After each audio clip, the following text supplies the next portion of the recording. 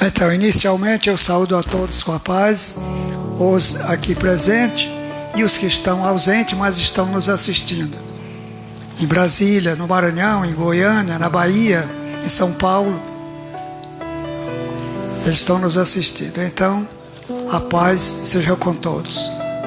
E hoje a nossa lição é Tiago, capítulo 5, a partir do versículo 11. Se Deus permitir, nós fecharemos hoje aqui o livro de Tiago. Tiago, capítulo 5. Então vamos iniciando pelo versículo 11. Mas antes disso eu quero dizer que eu fiquei ali, quieto ali, sentado no meu canto, observando os comentários dos irmãos. E os comentários foram bons, todos bons. E esse assunto que o irmão Jonas trouxe, muito bom, esse ajuntamento que houve para esse pedido de oração lá. Agora é aquele negócio, não é? Nós, quando pedirmos as coisas ao Senhor, devemos estar preparados para um lado ou para o outro. Vamos ver primeiramente aí, irmão Eudes, respondendo esse assunto. 1 São João 5,14. Vamos ver como é que Deus age e como é que nós devemos nos comportar diante dos nossos pedidos de oração. 1 São João 5,14. E esta é a confiança que temos nele, que se pedirmos alguma coisa, segundo a sua vontade, ele nos ouve. Muito bom esse texto. Deus é muito bom. Deus não é somente bom, Ele é muito bom. Mas nós somos seres humanos, somos pecadores, não é? E nós não temos direito de mandar na vontade de Deus. É melhor nós ficarmos no nosso canto e deixarmos que Ele nos atenda segundo a sua vontade. É por aí. Então agora vamos voltar lá para Tiago 5,11.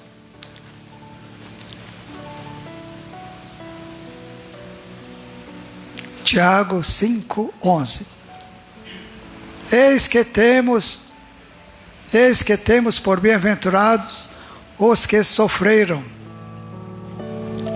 Tiago diz: ouvistes qual foi a paciência de Jó, e viste o fim que o Senhor lhe deu, porque o Senhor é muito misericordioso e piedoso. Então, aqui é uma lição para nós. Hoje, por exemplo, quando nós lemos o capítulo 11 de Hebreus, lá está a galeria dos heróis. E nós nos sentimos fortalecidos lendo a história dos irmãos do passado, o sofrimento deles, mas a vitória que eles tiveram. Todos aqueles foram vitoriosos. Por quê? Foram perseverantes, foram firmes, foram confiantes e, acima de tudo, foram pacientes. O irmão Júlio falou aqui muito bem sobre a paciência. A paciência é uma virtude do cristão. Nós, como cristãos, como filhos de Deus, devemos ser pacientes. Temos paciência. A paciência é uma virtude.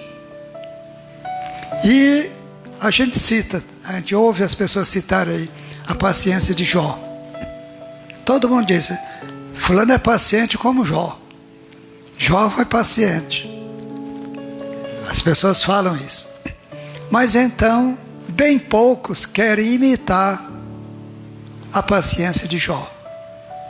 Se nós formos ver a história de Jó assim, bem pausada, quanto ele sofreu. Perdeu tudo que tinha, perdeu a saúde. Mas aí então ele nunca blasfemou, nunca amaldiçoou Deus, embora a esposa o incitasse para isso. mas ele não fez, sempre conformado, esperando na misericórdia de Deus. E aqui o Tiago diz: viste qual foi o fim que o Senhor lhe deu? Ele recebeu tudo em dobro. Por quê? Por que ele recebeu em dobro? É bom a gente saber essas coisas. Veja aí, irmão Eudes, São Mateus, capítulo, vamos ver qual é o capítulo. Capítulo 19, 29. Vamos ver se eu vou acertar dessa vez. 19, 29. Mateus. Sim, está aqui. Nós lemos sobre esse texto, não é? E eu memorizei. Por que Jó recebeu? E toda promessa de Jesus. E todo aquele que tiver deixado casas, ou irmãos, ou irmãs, ou pai, ou mãe, ou mulher, ou filhos, ou terras, por amor do meu nome, receberá 100 vezes mais e a vida eterna. Mas que maravilha! Aqui nessa vida você receber 100 vezes mais. E na parte espiritual receber a vida eterna. Então Jó fez isso. Ele foi paciente, sofreu com resignação, foi paciente e alcançou a vitória. Não esqueça esse texto. São Mateus 19, 29. Mas então, ainda falando da paciência, Jesus diz: na vossa paciência possuí as vossas almas. Quem não tem paciência não vence. Quer resolver logo assim no estalo, e não pode.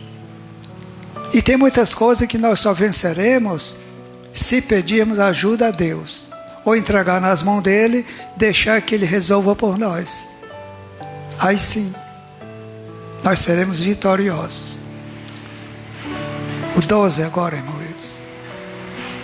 Mas Tiago continua dizendo: mas sobretudo, meus irmãos, não jureis nem pelo céu, nem pela terra, nem façais qualquer outro juramento, mas que a vossa palavra seja sim, sim, não, não, para que não caiais em condenação.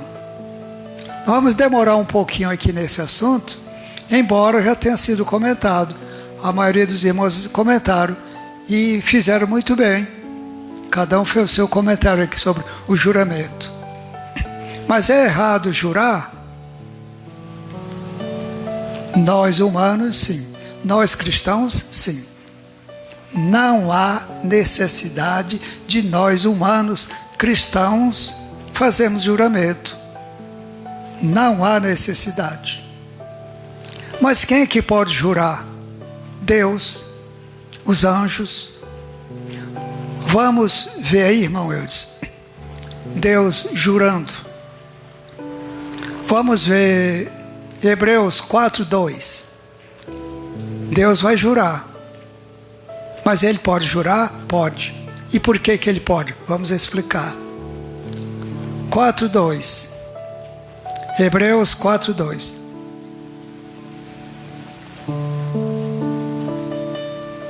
Será que é isso mesmo? 4:2? Então veja o primeiro.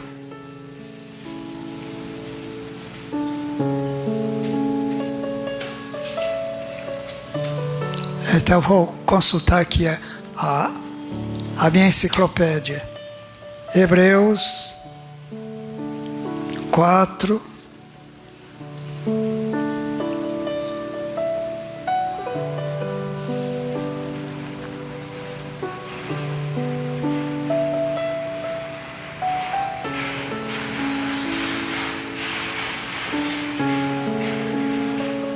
É o 3, irmão.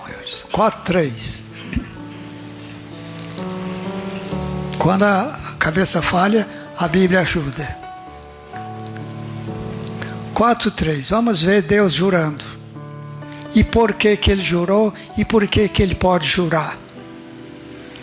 Ele jurou justamente pelos desobedientes, por aqueles que durante a viagem se rebelaram contra ele, os rebeldes.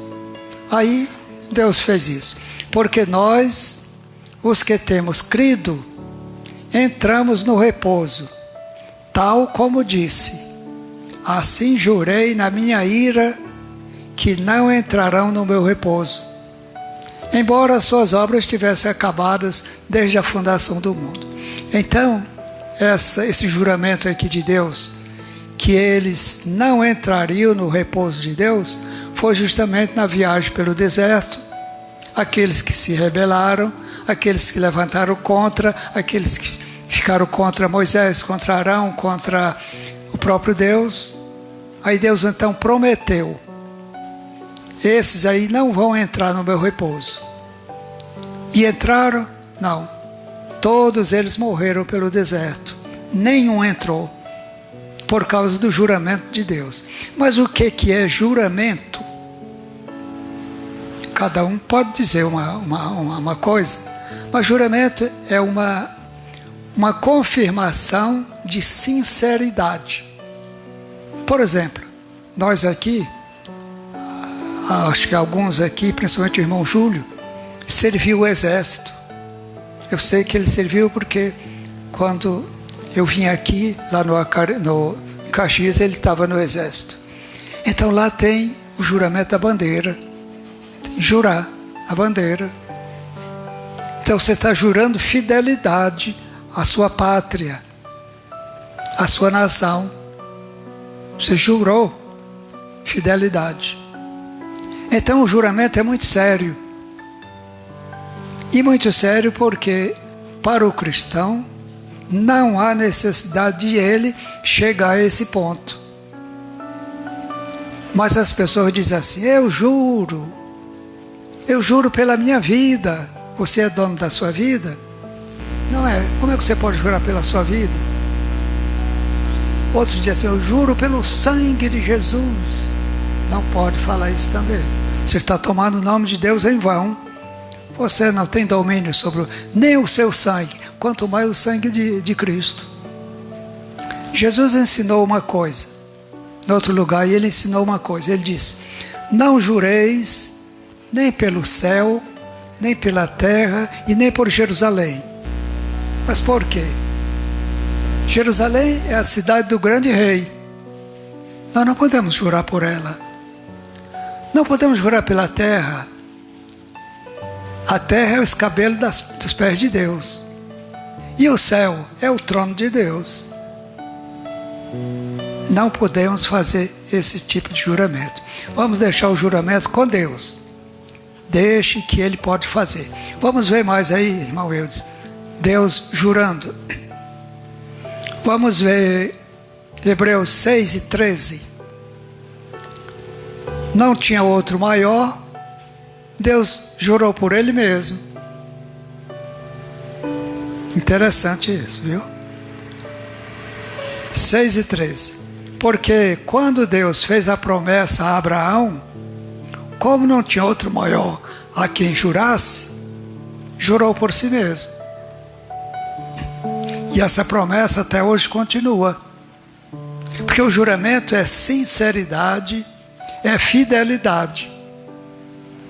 O irmão Júlio jurou a bandeira. Então ele comprovou e confirmou para todos ali a sua fidelidade, a sua nação, aquele compromisso que ele estava assumindo. Assim vai Deus também. Deus fez todas as promessas a Abraão. E como não tinha outro ser maior do que Deus para ele jurar por ele jurou por si mesmo. Mas nós, seres humanos, como é que nós vamos jurar? Não há necessidade. Mas aí vocês poderiam dizer assim: mas pastor, como é que não há necessidade de jurar? E como é que eu vou fazer para as pessoas acreditarem em mim? Para não haver necessidade de jurar? É muito simples. É só você falar a verdade. Se você falar a verdade, as pessoas vão acreditar. Agora, se você ficar sempre falando uma mentira, sempre uma mentira, você cai em descrédito. Aí quando você for falar a verdade, ninguém acredita, porque você está acostumado a falar mentira. É fácil.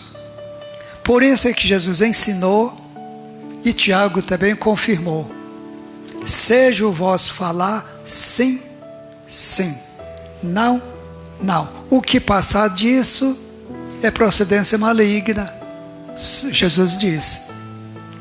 Então o cristão, a palavra dele deve ser sim, não. Se é verdade, é sim, e morrer por aquela verdade. Se não é verdade, é não.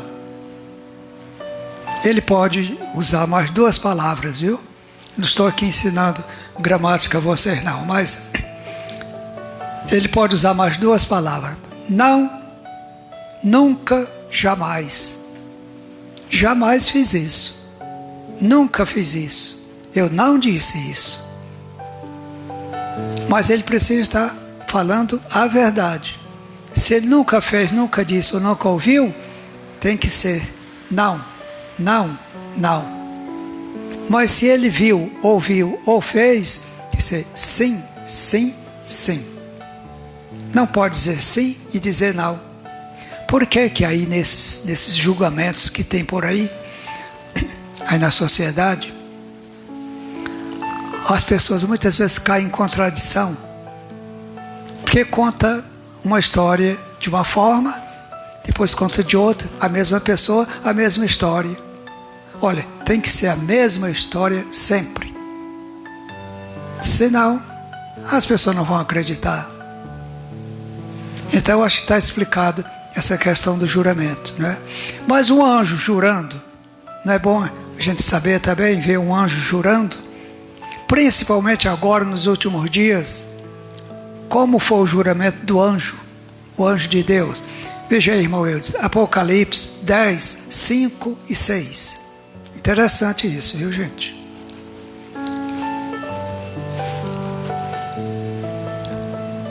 Dez, 5. E o anjo que vi estar sobre o mar e sobre a terra, levantou a mão ao céu e jurou por aquele que vive para todo sempre, o qual criou o céu e o que nele há, e a terra e o que nela há, e o mar e o que nele há, que não haveria mais demora. Está aí o juramento do anjo, foi por Deus, e foi confirmando que não haverá mais demora. Mas já faz 2000 anos que o João escreveu isso aqui, e essa demora não acabou. É porque a cronometração de Deus, a forma de Deus contar o tempo é diferente da nossa. Mas está chegando o fim. Os sinais aí estão dizendo que está tudo no fim. Não haveria mais demora. Está chegando. Você quer falar? Não. Pois bem, então está aí, o anjo jurou que não haverá mais demora. Então vamos nos preparar dentro desse espaço de tempo, porque não haverá mais demora. Não vamos deixar para amanhã, deixar para depois. Nós não temos domínio sobre a nossa vida, nós não sabemos o que vai acontecer amanhã. Por isso é bom a gente estar aos pés do Senhor hoje, preparados como se Ele viesse amanhã. Agora é o 12, né? Agora é o 13, né? Está alguém entre vós aflito? Qual é a solução? Orar. Você está aflito, está perturbado, está atribulado, um problema, uma coisa? Não faça outra coisa senão orar. E a oração? A oração é válida, a oração é forte. A oração, ela resolve os problemas. Por quê? Por dois motivos. A oração, ela não muda Deus.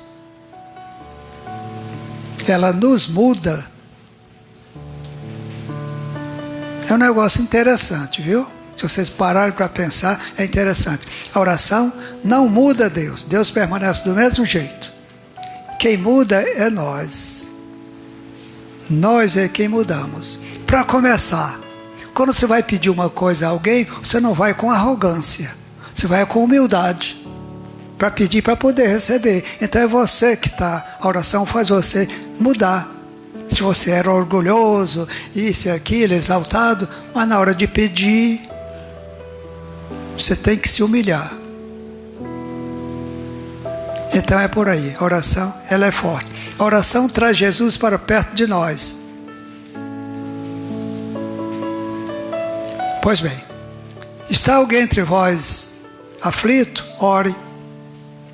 Está alguém contente? Cante louvores. Ah, mas está tudo bem? Então vamos louvar. Agradecer a Deus. Vamos festejar.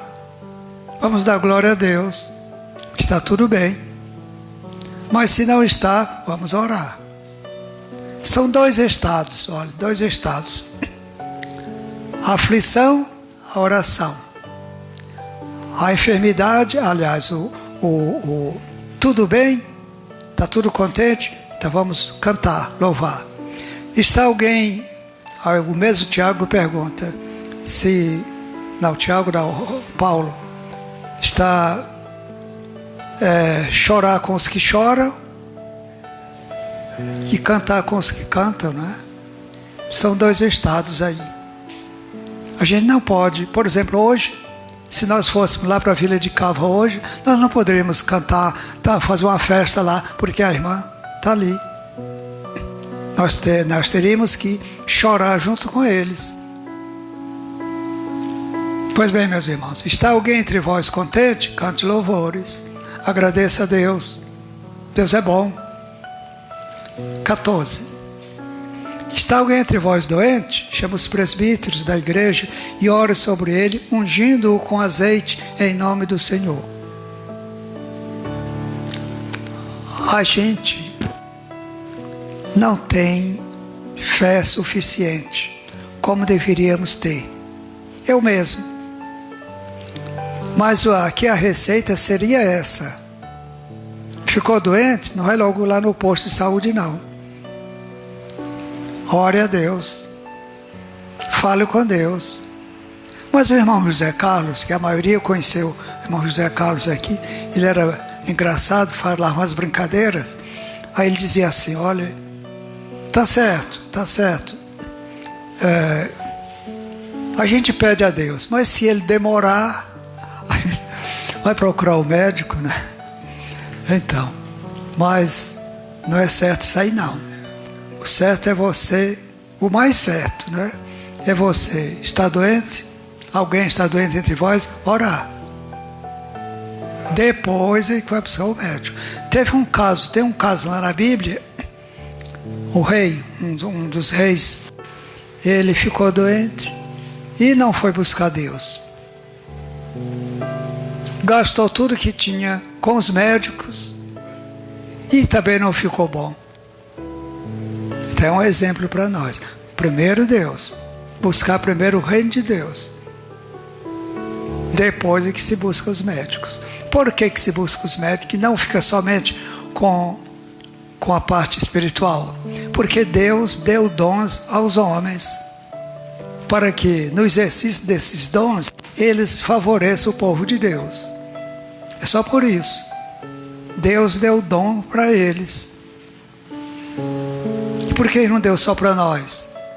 Porque Deus, Ele não faz acepção de pessoa. Ele faz com que o seu sol se levante sobre maus e bons, e a sua chuva desça sobre justos e injustos.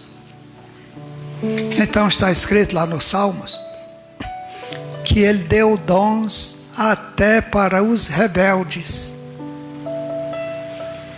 Mas para quê? Para que o povo de Deus seja beneficiado por essa ciência que está aí, por essas invenções dos homens, nós recebamos benefícios também. Então, o certo é esse. Está alguém doente? Chama os presbíteros da igreja, unge com azeite em nome do Senhor. Mas tem um detalhe interessante, vamos ver. Detalhe interessante. 15. E a oração da fé salvará o doente. E o Senhor o levantará. E se houver cometido pecados, ser-lhe-ão perdoados. Aqui está falando tudo sobre o doente. Não é nós que vamos orar, a nossa oração não é a oração do doente. Vamos meditar bem. E a oração da fé salvará o doente. Da fé do doente. Se ele tiver fé, nós vamos só pedir. Se ele tiver fé, Deus restabelece. Ainda restabelece mais o quê? Os seus pecados. Cometeu pecados, está arrependido, deixou, confessou, Deus perdoa os pecados dele. 16. Agora sim, para nós. Confessai as vossas culpas uns aos outros. E orai uns pelos outros para que sareis.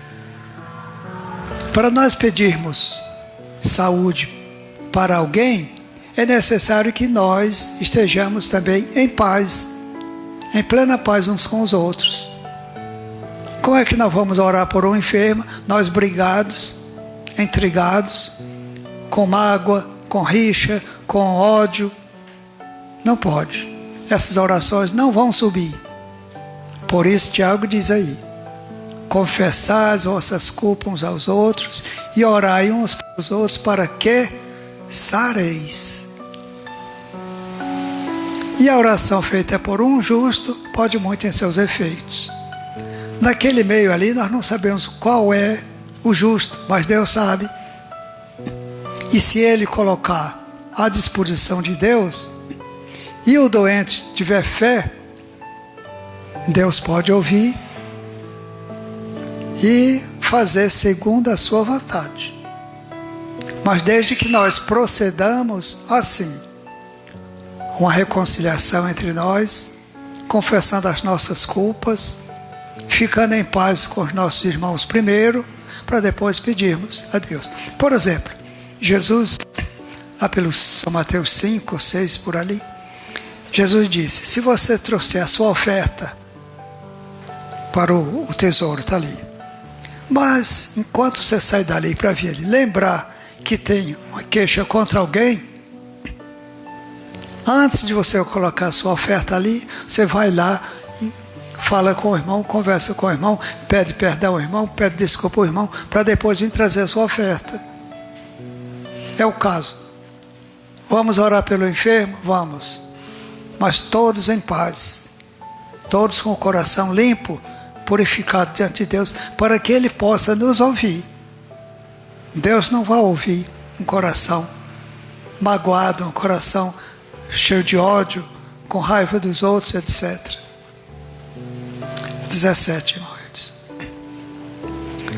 Aí diz que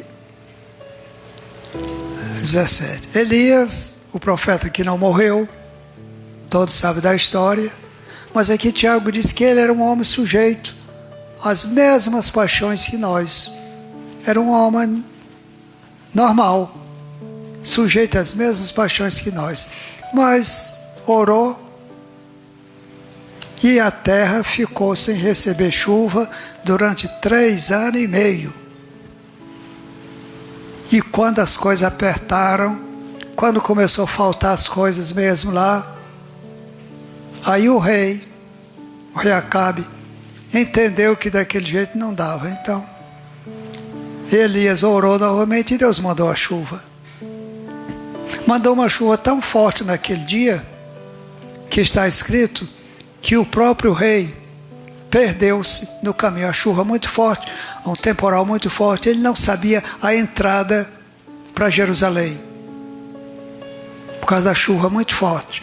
Foi necessário que o profeta Elias, viesse até onde estava o rei e pegasse, lá na minha terra fala cabresto, o cabresto do cavalo, né, vamos dizer assim, pegasse e levasse o rei até na entrada de Jerusalém. Tudo isso para mostrar para o rei rebelde, Acabe, que Deus é Deus e que Deus é que manda em tudo. Então aconteceu isso. Pediu, orou para não chover, não choveu. Pediu, orou para chover, choveu.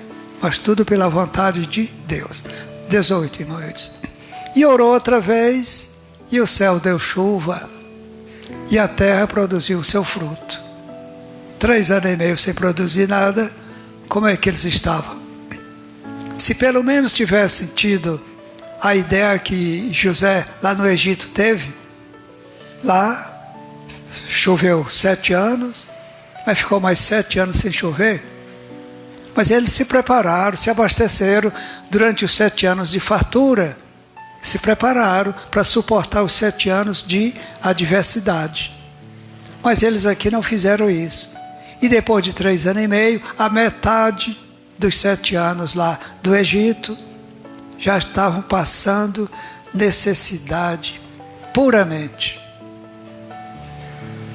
Foi necessário então Elias orar outra vez e Deus mandar chuva e a terra produziu seus frutos.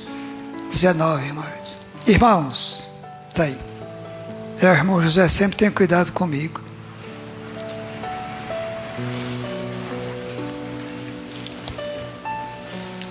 Outra vez, Tiago falando carinhosamente com os irmãos. Irmãos, se algum dentre vós se tem desviado da verdade e alguém o converter, olha, vamos prestar bem atenção nisso aqui. Se algum dentre vós se desviou, que isso pode acontecer com qualquer um de nós, por isso, por aquilo, a gente se desviar. Mas vamos ver o 20. Sim, mas antes disso, ele se desviou da verdade, e alguém o converter, ou seja, alguém trazer de volta, vamos ver o que acontece.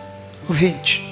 Saiba que aquele que fizer converter do erro do seu caminho um pecador, salvará da morte uma alma e cobrirá a multidão de pecados. Por que eu estou demorando nesse texto aqui? Pelo seguinte, porque existe uma interpretação aí que não é certa. Alguém diz que você pode fazer o que você quiser, mas se você ganhar uma alma para Cristo, os seus pecados estão apagados. Não é assim. Não é assim. Se alguém dentre vós se desviar da verdade e alguém trouxer de novo, rebanhar ele novamente para a igreja, para a verdade, saiba que aquele que conduziu ele novamente para a igreja, converter do erro do seu caminho um pecador, salvará da morte uma alma, aquela alma que você trouxe. Ele já era conhecedor da verdade, ele se afastou, mas ele era conhecedor da verdade. E agora você, com jeito, com carinho, com atenção, trouxe ele para a igreja de novo. Então você está salvando uma alma do erro, aquela alma. E, ao mesmo tempo, salvando da morte, aquela alma.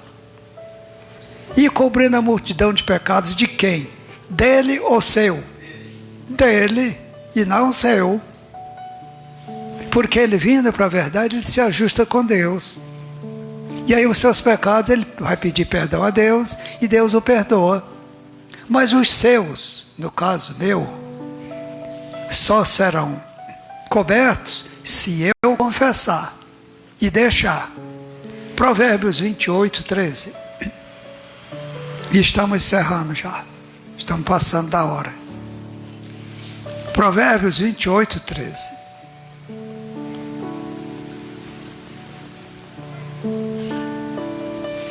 Provérbios 28, 13. Olha, muito oportuno esse texto aqui. Olha. O que encobre as suas transgressões nunca prosperará. Ele encobriu ele escondeu, ele negou. O que encobre as suas transgressões nunca prosperará. Ele pode até prosperar materialmente, não tem problema. Agora, espiritualmente, a palavra está dizendo que ele não prosperará. Mas, se ele fizer o quê? Mas, o que confessa e deixa, está aí. O que confessa e deixa, alcança a misericórdia de Deus. Então é necessário duas coisas: confessar e deixar. Confessar e continuar amanhã e depois, a mesma coisa, não está certo.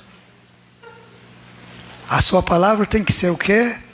Sim, sim. Não, não. Se você confessou e disse, deixei, deixe mesmo. Não fique brincando com Deus, não. Não fique brincando com o sentimento das outras pessoas, não. Deixe mesmo. Você disse deixou, você confessou. Então cumpra a sua palavra, porque o cristão não pode dizer sim, sim, não, não. Tem que ser sim. Ou então, não. Mas não pode ser uma coisa e outra. Pois bem, meus irmãos, está aí. O que encobre as suas transgressões nunca prosperará. Mas o que confessa e deixa, alcança a misericórdia. Então, com a graça de Deus, estamos chegando aqui ao final de mais uma pregação. Que o Senhor abençoe a todos e até o próximo sábado, se Deus quiser. Amém.